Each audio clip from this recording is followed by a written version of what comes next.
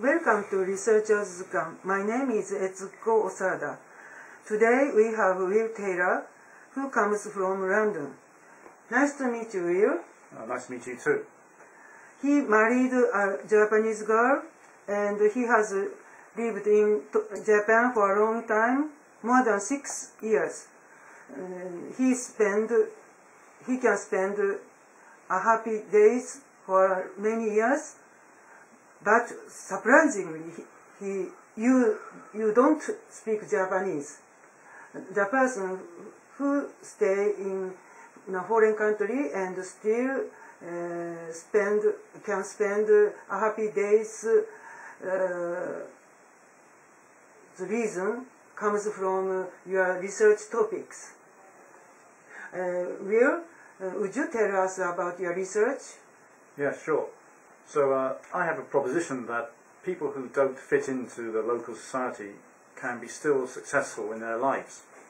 So now we live in a period of globalization in the world, and it is considered by many politicians and academics throughout the world that immigrants should integrate fully into their host societies in order to be successful and to contribute fully to the local society. I disagree with this proposition, and I will prove why I think this is wrong. Okay, so firstly, I want to talk about Indian people who moved to London and UK many years ago after the Second World War. These people faced a lot of discrimination and prejudice when they first came to UK because they looked different, they spoke different language, they wore different clothes, they had totally different customs. For example, they had arranged marriages and still do, and they believe in sex and no sex before marriage, etc., etc., which is completely different to the native white people in the UK.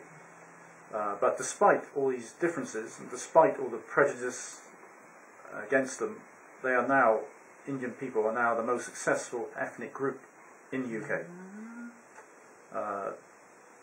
And you can check this out on government websites and many statistics, and you'll find that the Indians have higher income per individual than any other ethnic group in the UK.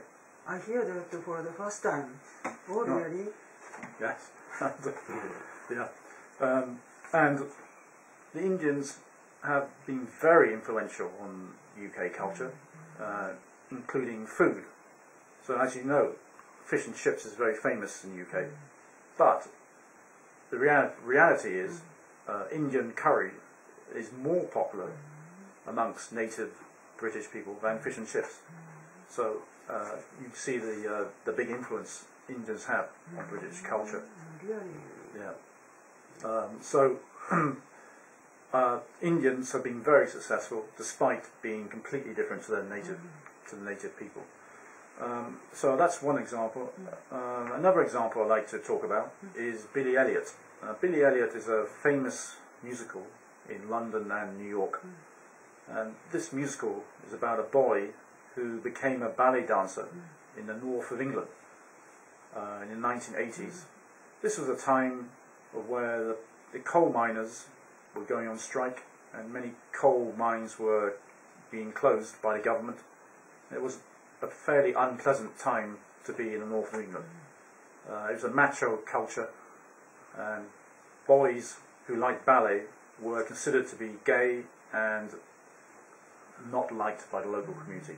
And so Billy Elliot faced a lot of prejudice and discrimination and had a fairly bad time there. But he got through it, and he became a famous ballet dancer in the end, very successful and extremely well off. And in the end, he ended up keeping his own family, including his father, because of the money he earned from ballet dancing. So this is an example of people, the Indians and people like Billy Elliot, not fitting in completely to local society, but being very successful.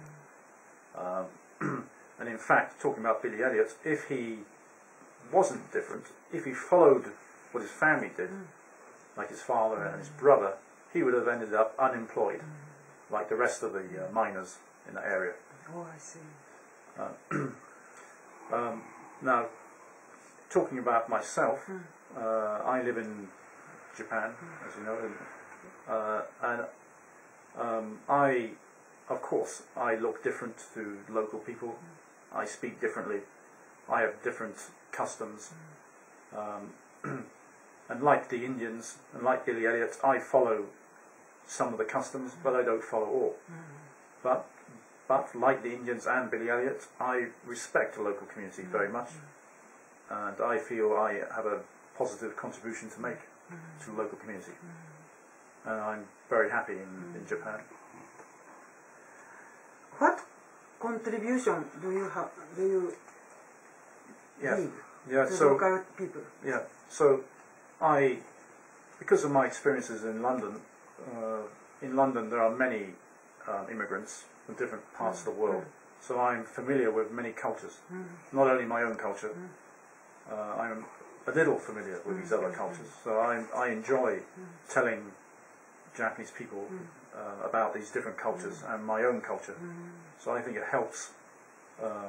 I think it helps the world that people understand each other's cultures more than they do now. So I feel I have a positive contribution there.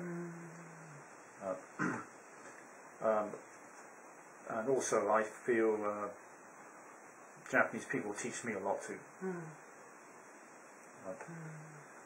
So I teach English, which as you know, if you can speak English, it's easier to understand the world cultures easier. I'm not saying it's the perfect way, but it's easier. So I feel by teaching English, I'm helping people. Yeah, that's right.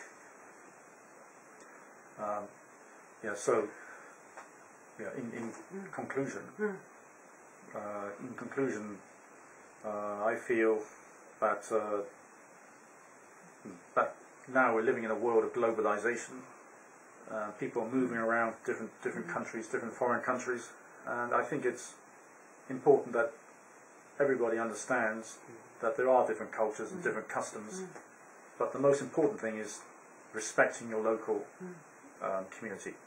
But that doesn't mean exactly following it. You don't have to follow exactly. You don't have to speak the language. You don't have to follow exactly what local people do to be successful. And I think this is an important point, because now in the world today I often hear, especially from politicians, that immigrants must fully integrate into society to be successful. I hear this in many places, and as I've just shown and proved, it's completely wrong. We can a lot of examples about what you told us. Thank you very much. Can I ask you several questions? Oh, please. First, what are your future objectives? Yeah, so I want to continue living in Japan, where I'm very happy. I want to continue explaining and talking about my experiences of multiculturalism, which will help the local people to understand different cultures. And also I want to continue growing as a person. This means I want to learn from the local people as well. Their feelings, their attitude, their outlook on life helps me to grow as a person too. Okay, that's great. What are the differences between UK and Japan? Many differences. Of course, language differences, food differences, attitude to many different things. Especially, for example, the government in the UK, people openly discuss and criticise the government, where in Japan people don't. And there are many other differences. Maybe in the UK, for example, a university student, after university, can go abroad travelling for several years in the UK and come back and still get a good job. But where in Japan I heard they can't. They have to go to the company.